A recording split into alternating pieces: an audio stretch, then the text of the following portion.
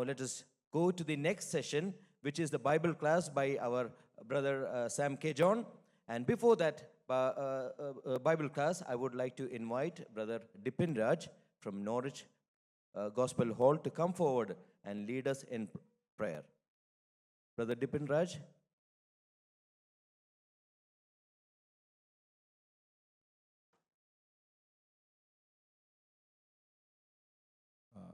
നമുക്ക് പ്രാർത്ഥനയ്ക്കായിട്ട് നമ്മുടെ തലകളെ വണക്കാം. സ്വർഗീയപിതാവേ, നല്ല സമയത്തിനായിട്ട് ഞങ്ങൾ അങ്ങേ സ്തുതിക്കുന്നു, സ്തോത്രം ചെയ്യുന്നു. അനുഗ്രഹിക്കപ്പെട്ട ഒരു മീറ്റിങ്ങിൻ്റെ ക്രമീകരണത്തിനായിട്ട് ഇവിടുത്തെ സ്ഥലസഭ അവിടെ നിന്ന് ഒരുക്കി കർത്താവെ നല്ല ആലോചന അവർക്ക് നൽകി അതിലേക്ക് കൂടി വരുവാൻ തക്കവണ്ണം ഞങ്ങളെയും ഓരോരുത്തരെയും അവിടെ നിന്ന് നൽകിയ നല്ല അവസരത്തിനായിട്ട് സ്തോത്രം. കഴിഞ്ഞുപോയ സെക്ഷനെ ഓർത്ത് ഞങ്ങൾ അവിടുത്തെ സ്തുതിക്കുന്നു. പ്രിയ സമച്ചാനുള്ള ബന്ധത്തിൽ കർത്താവെ അവിടുത്തെ ആത്മാവിനാൽ അവിടെ നിന്ന് ഇടപെട്ടു. അവിടുന്ന് ഞങ്ങളോട് ആവശ്യപ്പെട്ട കാര്യങ്ങൾ കർത്താവെ, ഞങ്ങളുടെ ആദ്യ സ്നേഹം നിങ്ങളെ തന്നെ ത്യജിച്ചുകൊണ്ട് ക്രൂശെടുത്ത് ദിനംപ്രതി അവിടുത്തെ അനുഗമിക്കണമെന്ന് അവിടുന്ന് പിന്നെയും ഞങ്ങളെ ഓർപ്പിച്ച ദൈവകൃപയ്ക്കായിട്ട് ഞങ്ങളങ്ങ് സ്തുതിക്കുന്നു. കർത്താവെ തൻ്റെ ദാസന് അവിടുന്ന് വചനം നൽകി കേട്ട ഞങ്ങളെ ഓരോരുത്തരെയും അവിടുത്തെ കരങ്ങളിലേക്ക് തരികയാണ്. അത് ഞങ്ങളുടെ ജീവിതത്തിൽ കരുതിക്കൊള്ളുവാൻ കർത്താവെ, അത് ഞങ്ങളുടെ മുമ്പോട്ടുള്ള ക്രിസ്തീയ ജീവിതത്തിന് അനുഗ്രഹമായി തീരുവാൻ കർത്താവ് അവിടുന്ന് കൃപ നൽകി സഹായിക്കണമെന്ന് ഞങ്ങൾ അവിടുത്തോട് പ്രാർത്ഥിക്കുന്നു. ഇപ്പോൾ കർത്താവെ, ഞങ്ങൾ അടുത്ത സെക്ഷനിലേക്ക് പ്രവേശിക്കുകയാണല്ലോ. പ്രിയ കുഞ്ഞുങ്ങളായിരിക്കുന്ന സ്ഥാനത്ത് ദൈവം അവർ കൃപ നൽകണം. ഇവിടെ ആയിരിക്കുന്ന ഞങ്ങളെ ഓരോരുത്തരെയും അവിടുത്തെ കരങ്ങൾ തരുന്നു. വിശേഷാൽ ക്ലാസ് കൈകാര്യം ചെയ്യാനായിട്ട് പോകുന്ന സമയത്ത് ഞങ്ങൾ പിന്നെ ഓർക്കുകയാണ്. കർത്താവെ, ഏറിയ കൃപയോടുകൂടെ ഞങ്ങളുടെ ആത്മീക അഭിവൃദ്ധിക്ക് കർത്താവെ, ഞങ്ങളുടെ ക്രിസ്തീയ ജീവിതത്തിന് മുമ്പോട്ട് പോകുമ്പോൾ അതിന് വേണ്ടി ഒരു പ്രചോദനമായി തീരുവാൻ കർത്താവെ, അനുഗ്രഹിക്കപ്പെട്ട ആലോചന ലഭിപ്പാൻ അവിടുന്ന് ഒരുക്കി അയച്ചിരിക്കുന്നതിനായിട്ട് ഞങ്ങൾ അവിടുത്തെ സ്തുതിക്കുന്നു. അവിടുത്തെ ആത്മാവിൻ്റെ നിറവിൽ നിന്നുകൊണ്ട് ഏതാത്മാവിനാൽ എഴുതപ്പെട്ടോ അതേ ആത്മാവിനാൽ വചനത്തെ വിവേചിച്ച് നൽകി കർത്താവെ, ഞങ്ങൾ സുഭിക്ഷതയോടുകൂടെ മടങ്ങിപ്പോകേണ്ടതിന്, തൃപ്തിയുള്ളവരായി തീരേണ്ടതിന് കർത്താവ് അവിടുന്ന് കൃപ നൽകി സഹായിക്കണം. എല്ലാ നന്മയ്ക്കായി സ്തോത്രം. ഞങ്ങൾക്ക് നൽകിയ എല്ലാ അനുകൂലതയ്ക്കായി സ്തോത്രം. ശ്രദ്ധയോടെ തിരുസന്നിധിയിൽ ഇരിപ്പാൻ വേണ്ട കൃപ ഞങ്ങൾക്ക് നിറയണം. സകലവും ഞങ്ങൾക്കായി ജീവൻ വെച്ച യേശു കർത്താവിൻ നാമത്തിൽ തന്നെ ആമേൻ. ദൈവനാമത്തിന് മഹത്വം ഉണ്ടാകട്ടെ.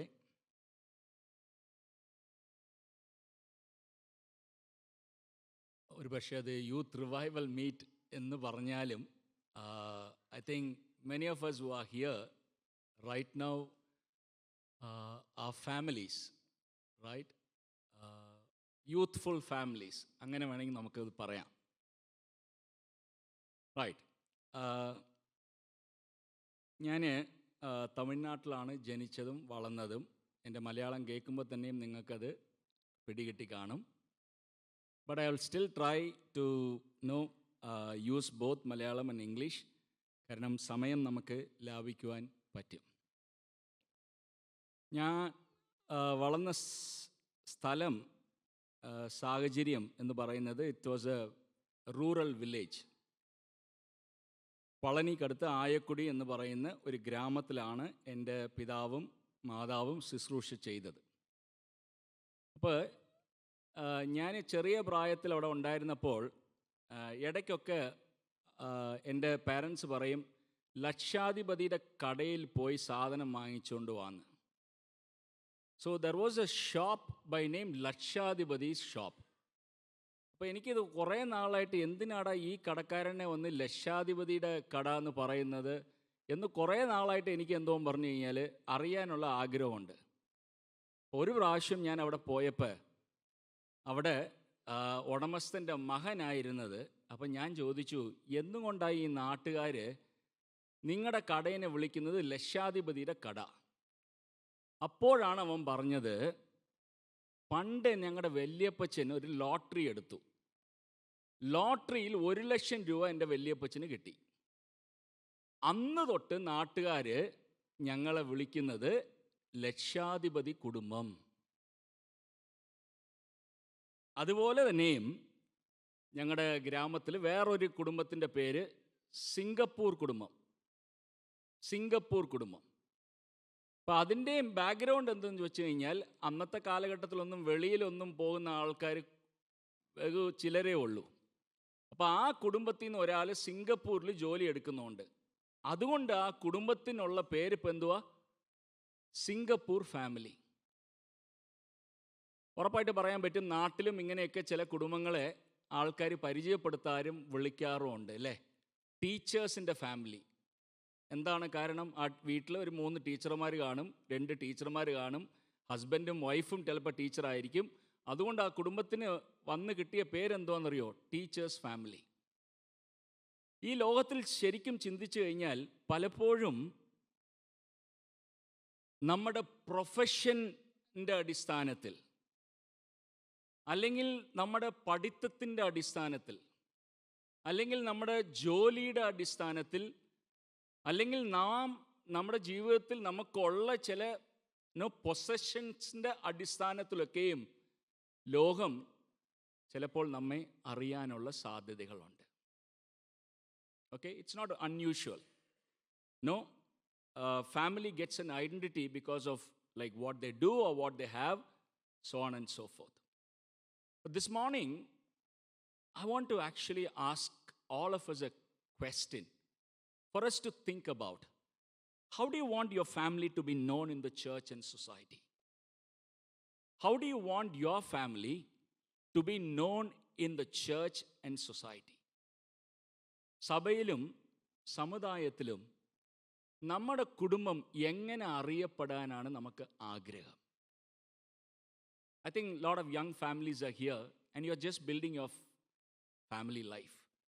And many of you maybe know, just married, you may have some toddlers as kids. No, you have an amazing opportunity. Let me say this.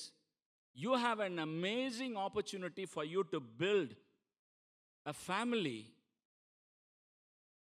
based on what the Bible says. ഒരുപക്ഷെ ഇവിടെ ഉള്ള ചിലർക്കത് സാധ്യമല്ല.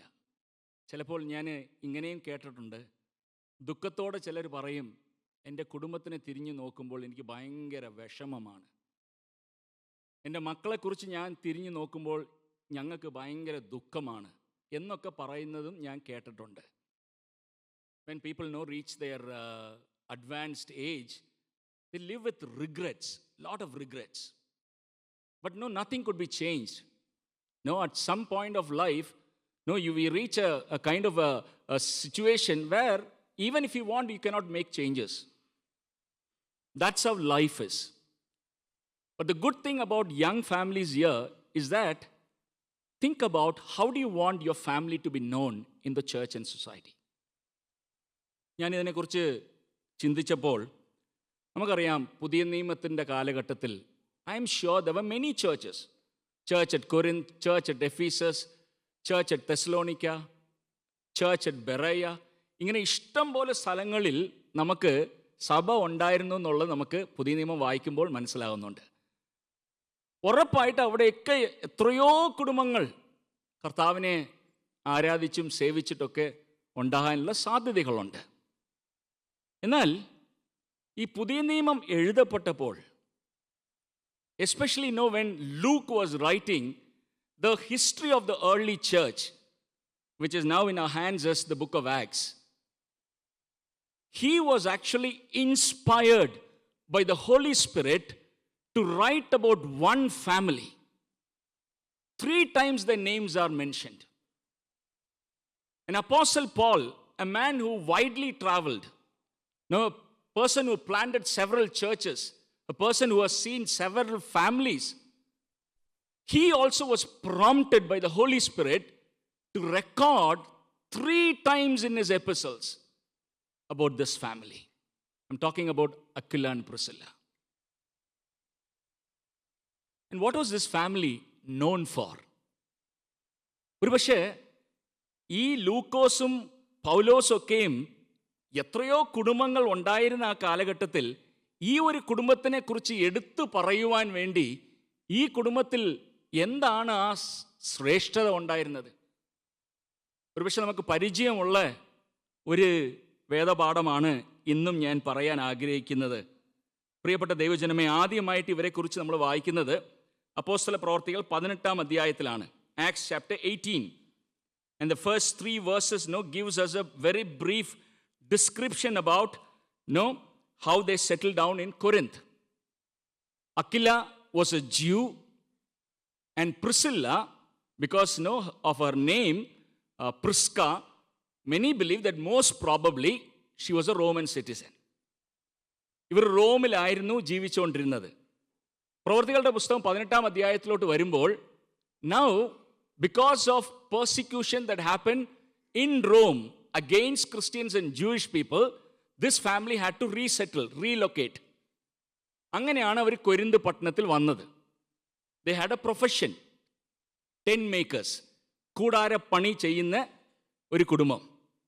അപ്പം അങ്ങനെ കൊരിന്തിലുള്ളപ്പോഴാണ് പൗലോസുമായിട്ടുള്ള ഒരു ബന്ധം അവർക്ക് ഏർപ്പെടുന്നത്. ഒരു പക്ഷേ നമ്മൾ വായിക്കുമ്പോൾ, this is how we read there. Let me just read one verse here from Acts chapter 18 and verse 3. And because he was of the same trade, he stayed with them and worked, for they were tent makers by trade.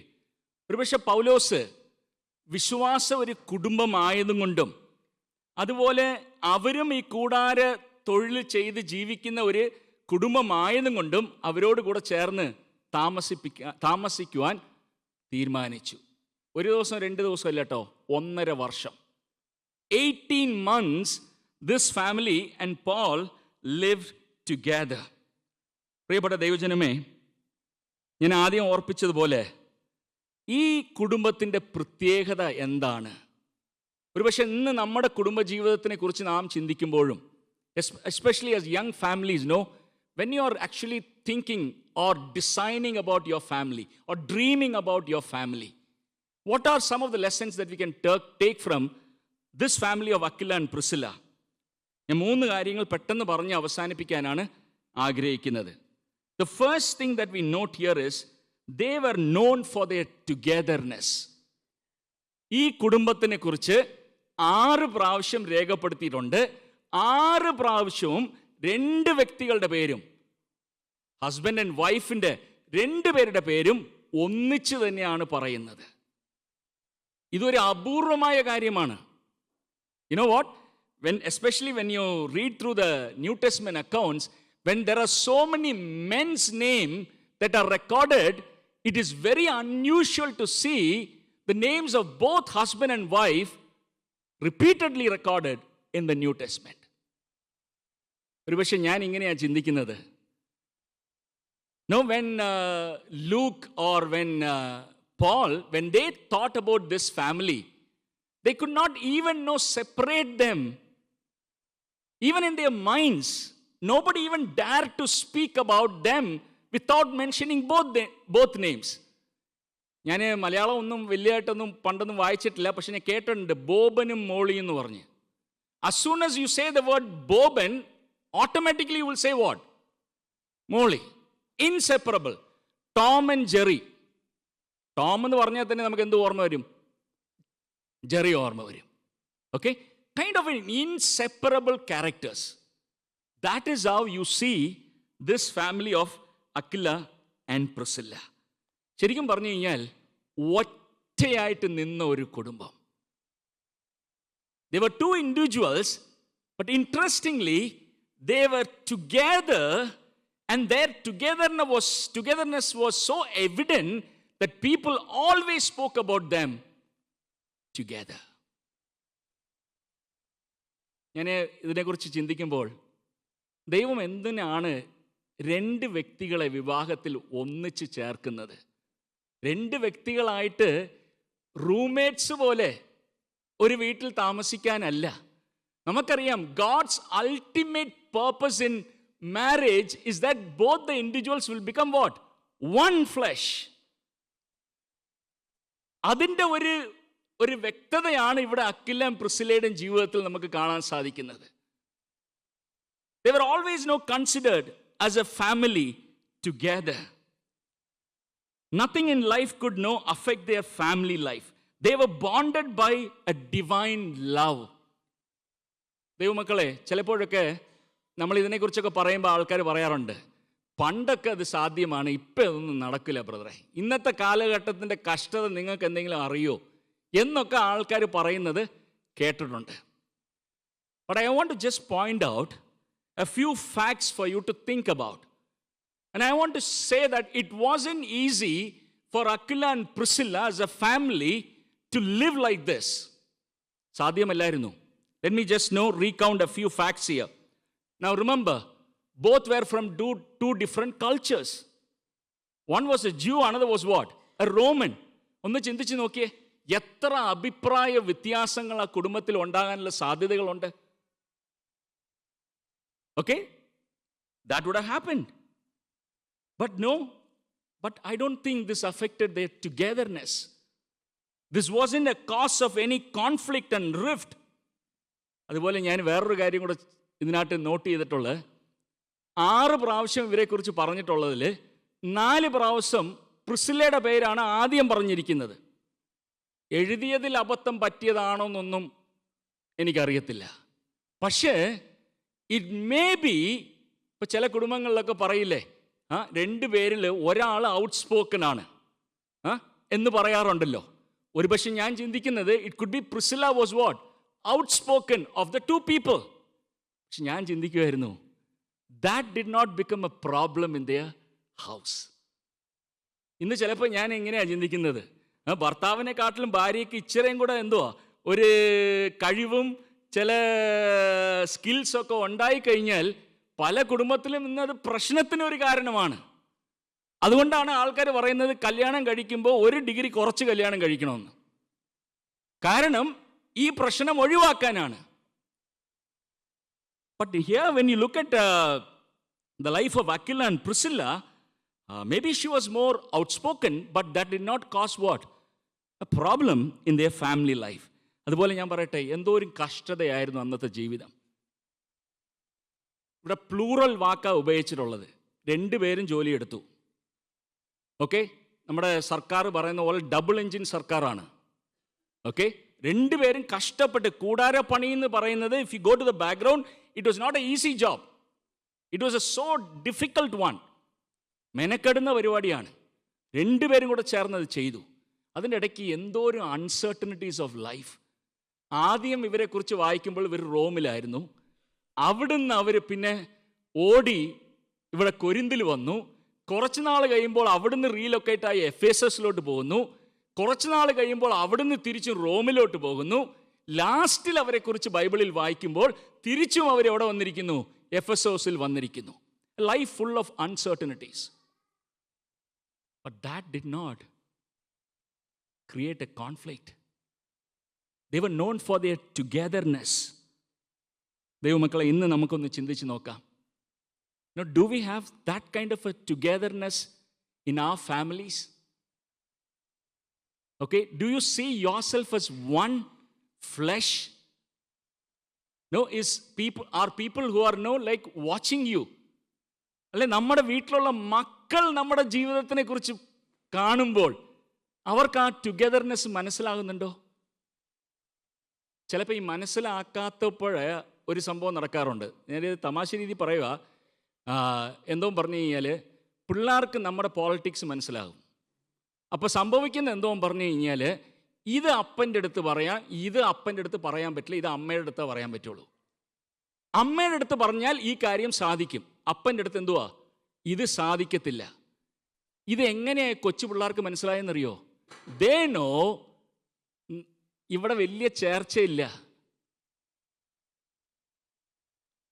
Sometimes no children even take mileage out of that. നിങ്ങൾ കേട്ടിട്ടുണ്ടോന്നറിയില്ല, അമ്മേ ഞാൻ അപ്പൻ്റെ അടുത്ത് പറഞ്ഞു കൊടുക്കും. ആരാ പറയുന്നത്? മക്കള്. Think about it. What do your children see in your family?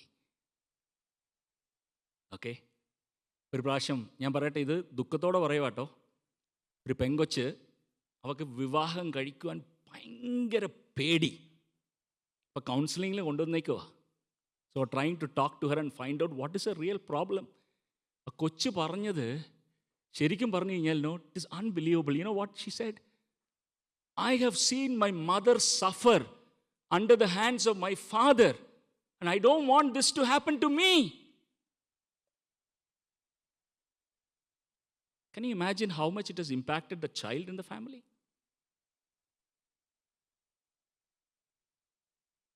പ്രിയപ്പെട്ട ദൈവജനം, നമുക്കറിയാം, ഞാൻ പറയട്ടെ, മനുഷ്യരായ നമുക്ക് ഈ ഒരു ഈ രീതിയിലുള്ള ഒരു ചേർച്ച, husband and wife, that togetherness, മനുഷ്യരായ ഫോളൻ പീപ്പിളായ നമുക്ക് naturally it doesn't come.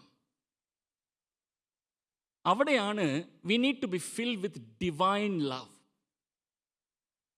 Divine love, not an ordinary love. പലപ്പോഴും എന്തോ പറഞ്ഞു കഴിഞ്ഞാൽ ഈ ലവ് എന്നുള്ള വാക്ക് നമ്മൾ ഉപയോഗിക്കുന്നുണ്ട്, പക്ഷെ U know what, many people really don't know what is love. ഞാൻ ഒരു പ്രാവശ്യം ഒരു പ്രീ മാരിറ്റൽ കൗൺസിലിങ്ങിന് ഒരു സഹോദരൻ്റെ അടുത്ത് ഞാൻ പറഞ്ഞു, you need to prepare to love your wife. You need to prepare. നീ ഒരുങ്ങണം, നിന്റെ ഭാര്യയെ സ്നേഹിക്കുവാൻ നീ ഒരുങ്ങണം. അപ്പോൾ അവൻ ചോദിച്ചു, ഇത് തന്നെത്താനെ വരുന്നതല്ലേ, ഇതിനെങ്ങനെയാണ് ഒരുങ്ങുന്നത്? ശരിയല്ലേ? പലരും ചിന്തിക്കുന്നത് എന്തോ പറഞ്ഞ സ്നേഹം എന്ന് പറയുന്നത് തന്നെത്താനെ എന്തുവാ വരുന്ന ഒരു വികാരമായിട്ടാണ്. അത് എപ്പോഴാണെന്നറിയോ? കല്യാണം കഴിച്ച ആദ്യം ചില മാസങ്ങളിൽ തന്നെത്താനെ വരും. ഭർത്താവ് വന്നില്ലെങ്കിൽ ഭാര്യയ്ക്ക് കഴിക്കണ്ട. അതേപോലെ ഭർത്താവ് വന്നില്ലെങ്കിൽ ഭാര്യ 50 പ്രാവശ്യം വിളിക്കും. ഇതൊക്കെ നടക്കും ആദ്യത്തെ ആ സമയങ്ങളിൽ. You know what, emotions are there, and then those emotions are so evident. But ഇവിടെ ഞാൻ ഒരു കാര്യം ചോദിക്കട്ടെ, 10 വർഷത്തിൽ കൂടുതൽ വിവാഹം കഴിഞ്ഞ് ജീവിക്കുന്നവർ എത്ര പേരുണ്ട്? ഹലോ, ഇതൊരു ബൈബിൾ ക്ലാസ്, അതുകൊണ്ട് നമ്മൾ ചോദിക്കാമല്ലോ, കുഴപ്പമൊന്നുമില്ലല്ലോ. ഇത്രയും പേരുണ്ട്. ഓക്കെ, ഉറപ്പായിട്ട് ഞാൻ പറയുന്നതോട് നിങ്ങൾ ശരിയെന്ന് പറയും. എന്താണെന്ന് വെച്ച് കഴിഞ്ഞാൽ, ആദ്യത്തെ ദിവസങ്ങളിൽ നമുക്ക് അങ്ങോട്ടും ഇങ്ങോട്ടും കാണുമ്പോൾ ഉണ്ടായിരുന്ന ആ വികാരം ഇപ്പോൾ വരാറുണ്ടോ? എല്ലാ ദിവസവും എഴുന്നേറ്റിരിക്കുമ്പോൾ മുഖം നോക്കി I love you my dear പറയാനുള്ള ഒരു നാച്ചുറൽ സ്പോണ്ടേനിയസ് ഒരു കാര്യം നമുക്ക് വരാറുണ്ടോ? ഇല്ല. ഞങ്ങളെ ഈ വർക്കേഴ്സ് EU-ൽ പ്രവർത്തിച്ചുകൊണ്ടിരുന്നപ്പോൾ വർക്കേഴ്സ് എല്ലാം കൂടെ ചേർന്ന് ഇടയ്ക്കൊക്കെ പ്രാർത്ഥനയ്ക്ക് കൂടാറുണ്ട്. അപ്പോൾ ആ സമയത്ത് ഇപ്പോൾ എല്ലാവരും അവരവരുടെ ഈ മനസ്സിലുള്ള കാര്യങ്ങളൊക്കെ ഷെയർ ചെയ്യാറുണ്ട്. അപ്പോൾ ഇവർക്ക് ഒരു കുഞ്ഞുണ്ടായി. ആ കുഞ്ഞ് വന്ന് രാത്രി കുഞ്ഞിന് ഉറക്കമില്ല. I know that some of the young families you are able to relate with that. അപ്പോൾ ഈ ഷെയർ ചെയ്തപ്പോൾ പറഞ്ഞ ഒരു കാര്യമാണ്, ഈ തമിഴ്നാട്ടിലൊക്കെ തൊട്ടിലിട്ടാണ് ആട്ടുന്നത്. മേളിൽ നിന്ന് ഒരു തൊട്ടിൽ ഇടും, അതിൽ കുഞ്ഞിനെ ഇങ്ങനെ ആട്ടും. അപ്പോൾ കുഞ്ഞ് കരയുമ്പോൾ ഇങ്ങനെ ആട്ടിക്കൊണ്ടിരിക്കുക. അപ്പോൾ ഇവർ തമ്മിൽ ഇങ്ങനെ ടേൺസ് എടുക്കും. ഞാൻ കുറച്ച് നേരം തൊട്ടിലാട്ടാം, അതിനപ്പുറം നീ എന്തുക, നീ ആട്ടും. അപ്പം ഇവൻ പറഞ്ഞു, ചിലപ്പോഴൊക്കെ പറിച്ചെടുത്ത് കളയാൻ തോന്നുന്നു.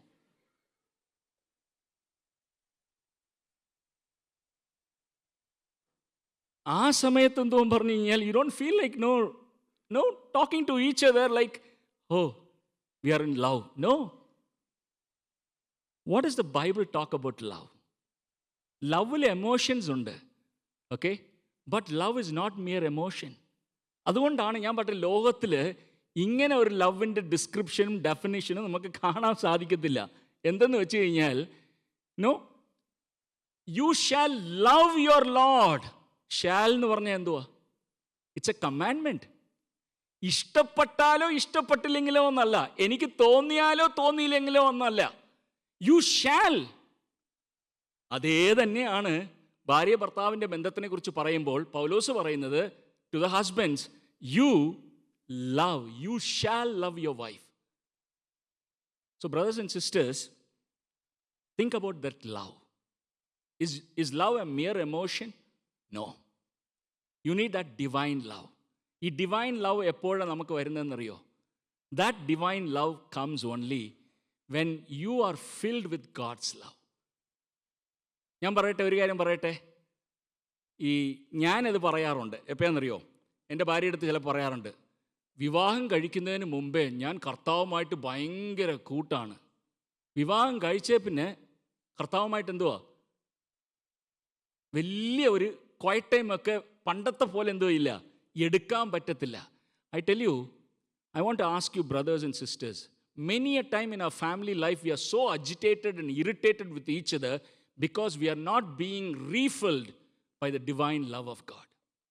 ദൈവസന്നിധിയിൽ തനിച്ച് ഭാര്യയായിട്ട് ഭർത്താവായിട്ട് തനിച്ച് ദൈവസന്നിധിയിൽ ഇരുന്ന് ദൈവത്തിൻ്റെ കയ്യിൽ നിന്ന് നമുക്ക് ആ divine love, if it is not poured into your life, you will not be able to give each other love.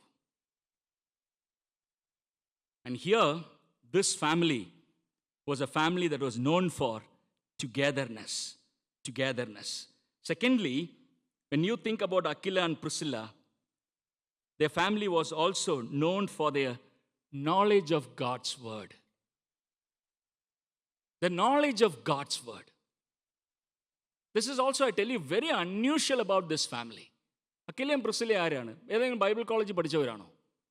ഏതെങ്കിലും ഡിഗ്രിയൊക്കെ എടുത്തവരാണോ? അല്ല, അങ്ങനെയൊന്നും നമുക്ക് വായിക്കാൻ പറ്റുന്നില്ല. പക്ഷേ ഇവിടെ വ്യക്തമാക്കുന്ന ഒരു കാര്യം, in Acts chapter 18, if you read through verse 24 to 26, let me read that. Now a Jew named Apollos, a native of Alexandria, came to Ephesus. He was an eloquent man, competent in the scriptures. He had been instructed in the way of the Lord, and being fervent in spirit, he spoke and taught accurately the things concerning Jesus, though he knew only the baptism of John. He began to speak boldly in the synagogue. But when Priscilla and Aquila heard him, they took him aside and explained to him the way of God more accurately. ഞാനിത് വായിക്കുമ്പോൾ പലപ്പോഴും അത്ഭുതപ്പെട്ടിട്ടുണ്ട്. Apollos was an amazing preacher, a man who knew the Old Testament so well. He was from Alexandria.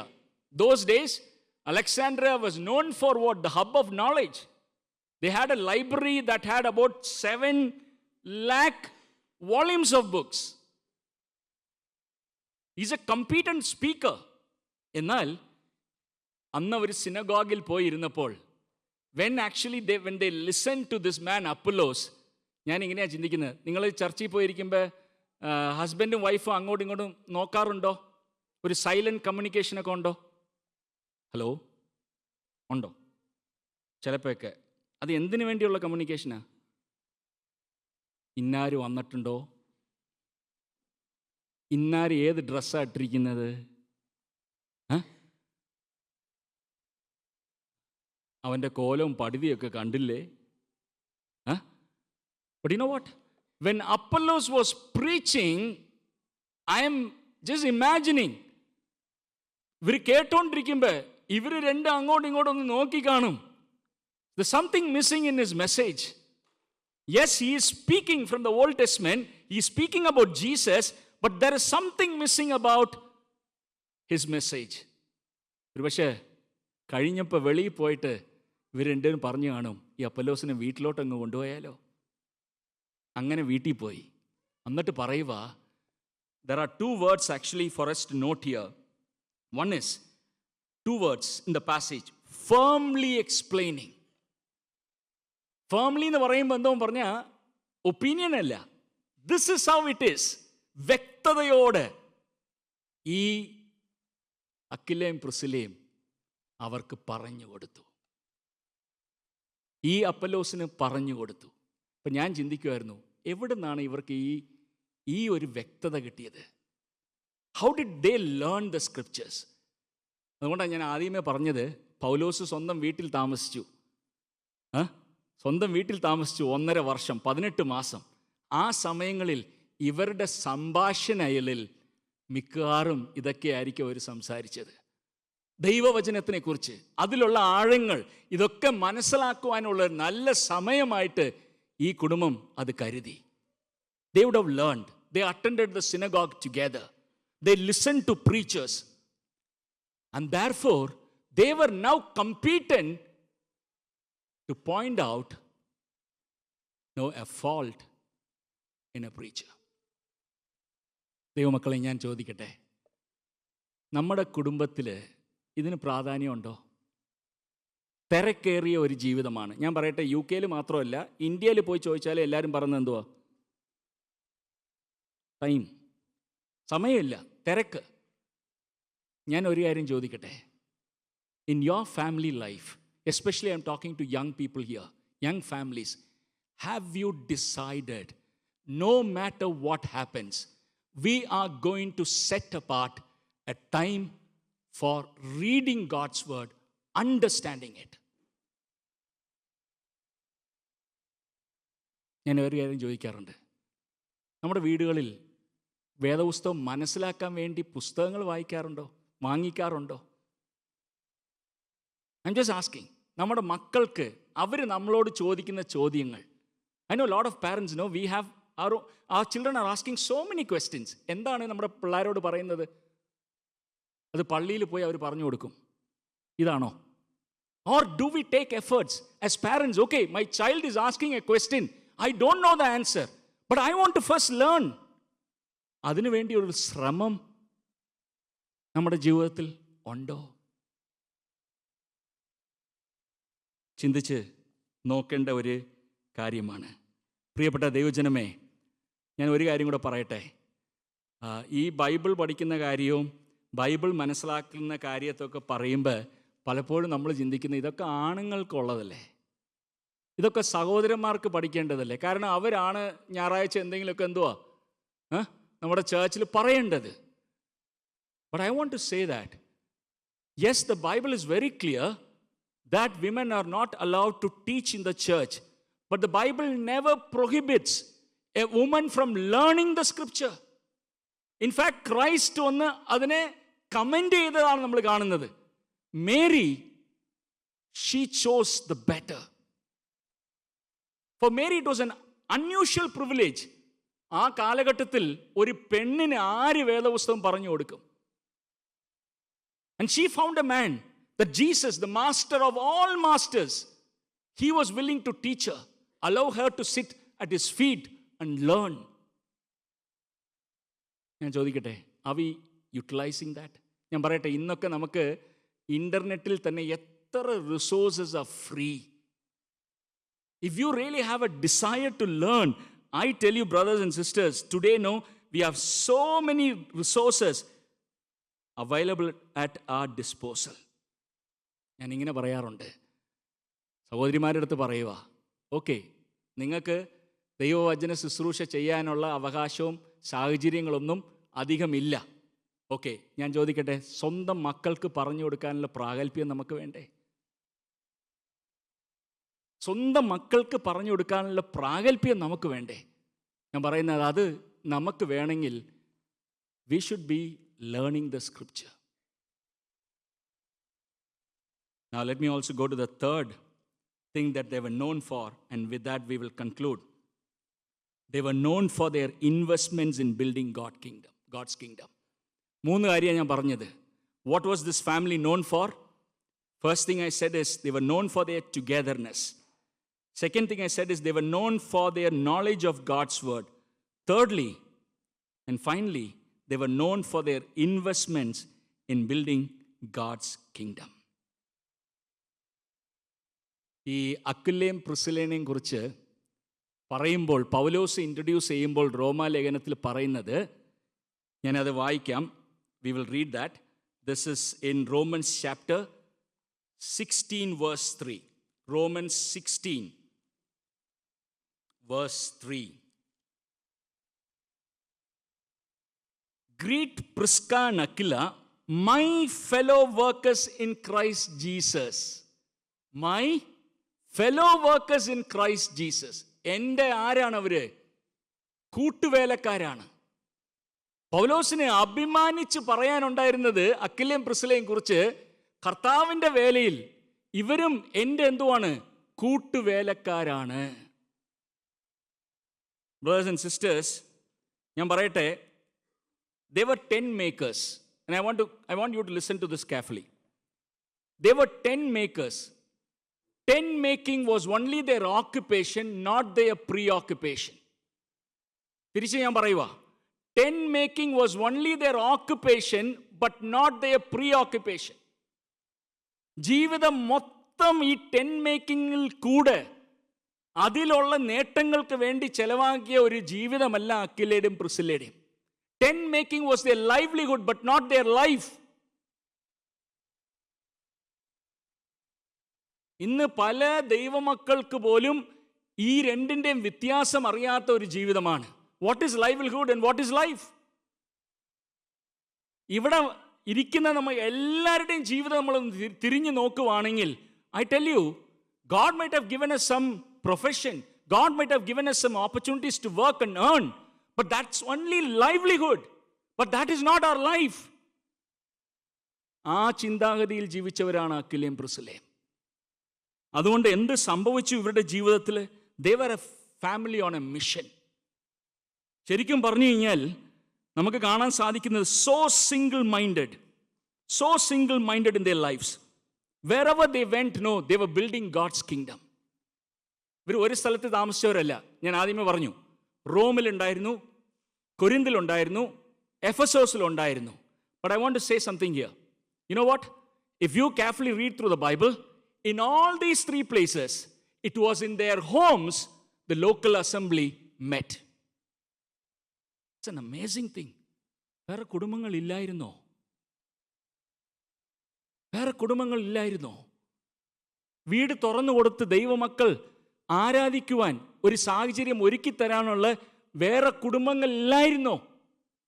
വേറെ വീടുകളില്ലായിരുന്നോ? വേറെ ആ രീതിയിലുള്ള space ഇല്ലായിരുന്നോ? ഞാൻ എങ്ങനെയാ മനസ്സിലാക്കുന്നതെന്നറിയോ? അതൊക്കെ ഉള്ള കുടുംബങ്ങൾ ഉണ്ടായിരുന്നു കാണും. അതിനുള്ള വിശാലത മനസ്സുണ്ടായിരുന്ന കുടുംബം ഇവരാ. അത് മാത്രമല്ല പ്രിയപ്പെട്ടവരെ, ഞാൻ പറയട്ടെ, ഞാൻ പലപ്പോഴും ചിന്തിക്കാറുണ്ട്, what is dominating our minds, that will be shown in our life. You all agree? Where a heart is, നമ്മൾ അറിഞ്ഞോ അറിയാതെയും അത് സംഭവിച്ചു പോകും. പറയട്ടെ, ഇവർ കൊരിന്തിലായിരുന്നു. കൂടാരപ്പണി ചെയ്ത് ആ വരുമാനം ഉണ്ടാക്കാൻ, നേട്ടമുണ്ടാക്കാൻ ഏറ്റവും പറ്റിയ സ്ഥലം ഏതാണെന്നറിയോ? അന്നത്തെ കാലഘട്ടത്തിൽ കൊരിന്താണ്. എന്നിട്ട് അവിടുന്ന് പൗലോസ് എഫെസോസിലോട്ട് പോയപ്പോൾ ഇവരും പൗലോസിനെ സപ്പോർട്ട് ചെയ്യാൻ വേണ്ടി ഇവരും അവരുടെ ആ പണി അല്ലെങ്കിൽ നേട്ടം കിട്ടുന്ന ആ സ്ഥലം വിട്ടിട്ട് പോകാനുള്ള മനസ്സ് കാണിച്ചു. Ephesus was not a city where there was market for tent making. It was all, every business there was centered around the temple. But they were willing to do that. Because, അവരുടെ മനസ്സിൽ എന്തോ പറഞ്ഞു കഴിഞ്ഞാൽ, building God's kingdom is our number one priority. They were willing to relocate. അതിനുവേണ്ടി ഏത് സ്ഥലം മാറിപ്പോകാനും അവർ തയ്യാറാണ്. അതിനുവേണ്ടി ചില നഷ്ടങ്ങൾ സഹിക്കുവാനും ഈ കുടുംബം തയ്യാറായിരുന്നു. അതുപോലെ പ്രിയപ്പെട്ടവരെ, റോമാലേഖനത്തിൽ പൗലോസ് ഇവരെക്കുറിച്ച് പറയുന്നത് Romans chapter 16 verse 3 and 4. Okay, 4ാമത്തെ വാക്യം വായിക്കുക. Who risked their necks for my life, to whom not only I give thanks, but all the churches of the Gentiles give thanks as well. പൗലോസ് പറയുക, എൻ്റെ ജീവൻ രക്ഷിക്കാൻ വേണ്ടി മാത്രമല്ല, പുറജാതികളുടെ ഇടയിൽ നിന്ന് വന്ന വിശ്വാസികൾ പോലും ഈ കുടുംബത്തിന് അവർ എന്തോ പറഞ്ഞ നന്ദി പറയേണ്ട ആവശ്യമുണ്ട്. Brothers and sisters, and of course we all know their heart was open, their house was open. അതേപോലെ നമ്മൾ ചിന്തിച്ചു കഴിഞ്ഞാൽ, ഞാൻ എന്നോട് തന്നെ പറയുവാട്ടോ, നിങ്ങളോടല്ല പറയുന്നത്, ഞാൻ എന്നോട് തന്നെയാണ് പറയുന്നത്. I am really honest here. എനിക്കറിയില്ല എങ്ങനെയാണ് ഒരാളെ 1.5 വർഷമൊക്കെ വീട്ടിൽ താമസിപ്പിക്കുക എന്നുള്ളത്. I don't know. And the Bible is not very clear how many days Apollo stayed where in their house. ഇതിനെല്ലാം കാരണം എനിക്ക് തോന്നുന്നത് ഇവർക്ക് അധികം കാശുണ്ടായിരുന്നതും കൊണ്ടോ അധികം ഇവർക്ക് കൺവീനിയൻസ് ഉണ്ടായിരുന്നതും കൊണ്ടോ അല്ല, അവർക്ക് മനസ്സുണ്ടായിരുന്നു. I want to challenge you, brothers and sisters. You know what? നമ്മുടെ നാട്ടിൽ, ഞാൻ പറയുമ്പോൾ തെറ്റിദ്ധരിക്കരുത്, നമ്മുടെ നാട്ടിൽ എന്തോ പറഞ്ഞാൽ ഒരു അൺഹെൽത്തി ഒരു ഡിവിഷൻ നമ്മൾ കൊണ്ടാക്കി വെച്ചിട്ടുണ്ട്. എന്തോ പറഞ്ഞാൽ പൂർണ്ണ സുശേഷ വേലക്കാർ, പിന്നെ ബാക്കിയുള്ളവരൊക്കെ സാധാരണ വിശ്വാസികൾ. ഞാൻ പറയട്ടെ, ഇവിടെ നിങ്ങൾ ആരും സാധാരണ വിശ്വാസികളല്ല. And I want to give a new perspective to your life. Maybe God brought you this place for you to live. Yes, let's agree. God brought you to this place in order to make a living. Yes, let's agree. But I want you to have a different perspective. Every one of you who are here, you are a bivocational missionary. ജോലിയോടെ കൂടെ ദൈവത്തിൻ്റെ രാജ്യം പണിയുവാൻ വേണ്ടി ദൈവം ഇവിടെ കൊണ്ടുവന്നിരിക്കുക എന്നുള്ളത്, ആ ഒരു perspective നിങ്ങളെ പിടിക്കുവാണെങ്കിൽ, പ്രിയപ്പെട്ടവരെ, നിങ്ങളെ കൊണ്ട് ദൈവം ഇവിടെ മഹത്വമേറിയ കാര്യങ്ങൾ സാധിക്കും. എത്ര മിഷണറിമാർ ഇവിടുന്ന് പുറപ്പെട്ടു പോയ സ്ഥലങ്ങളാണ്. The next week I'll be spending my time with the Christian Brethren Archives in the Manchester University. From 1872 മുമ്പെയുള്ള records നമുക്കില്ല. From 1872 to say 1950s, when I went through the records, I was able to find out close to 900 missionaries who left everything. They didn't go to India to find a job. They came in order to build God's kingdom. ഇന്നത് മാറി അല്ലേ? ഇന്ന് ഈ രാജ്യത്തിൻ്റെ അവസ്ഥ എന്ന് പറയുന്നത്, there is a reverse missionary movement that is happening. And I want to say, you are all part of that. You are all part of that. And God has brought you certainly with a purpose. അത് മനസ്സിലാക്കിയാലുണ്ടല്ലോ, ദൈവത്തിന് സമയം നിങ്ങൾ കണ്ടെത്തും. You will be able to find out what is the need around this place. Okay, what can I do? Okay, in my neighborhood, okay, what are the needs? How can I actually know? Involve. ഞാൻ പറയട്ടെ, നല്ല young യുവാക്കളായിട്ട് എത്രയോ പേര് നിങ്ങളുണ്ടല്ലോ. ഞാൻ പറയട്ടെ, ഈ youthful സ്പിരിറ്റിൻ്റെ ഒരു കാര്യം എന്താണെന്നറിയോ?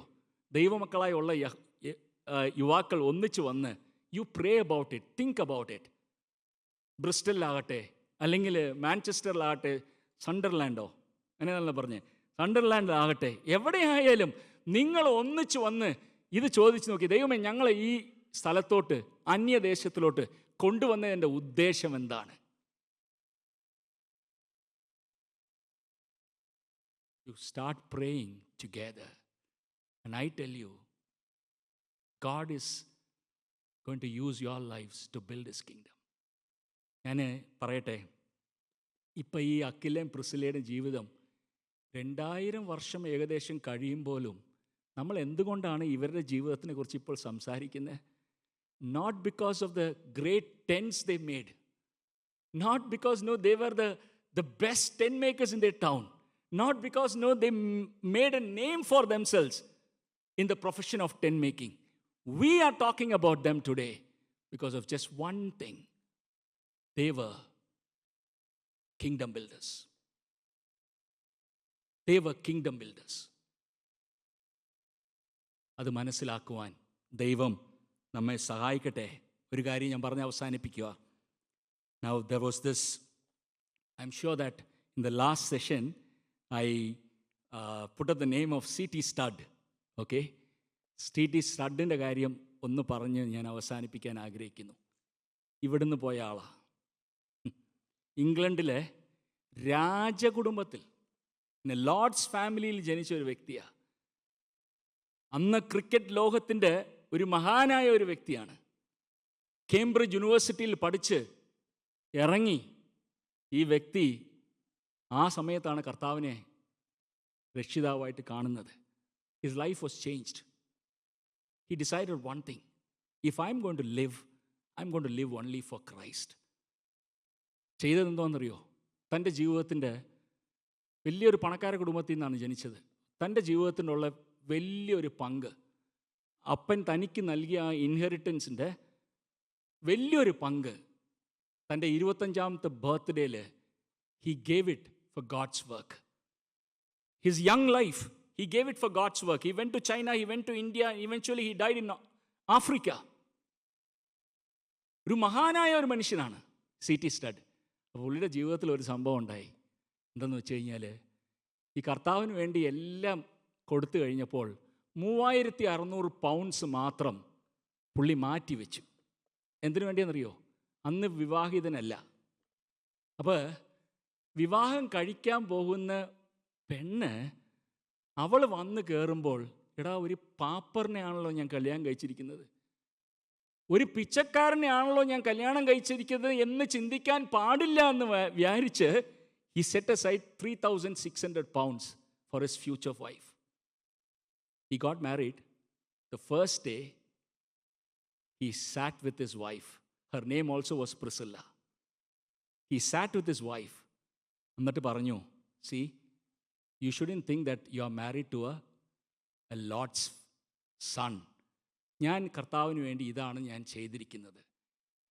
പിന്നെ നിനക്ക് വേണ്ടി ഞാൻ 3,600 പൗണ്ട്സ് ഞാൻ മാറ്റി വെച്ചിട്ടുണ്ട്, അത് നീ പിടിച്ചോ എന്ന് പറഞ്ഞ് ഈ പ്രിസില്ലയെ ഏൽപ്പിച്ചു. You know what Priscilla did? Charlie എന്നാണ് വിളിച്ചത്. Charlie, how about starting a family life with zero balance? Give that also to God's purpose.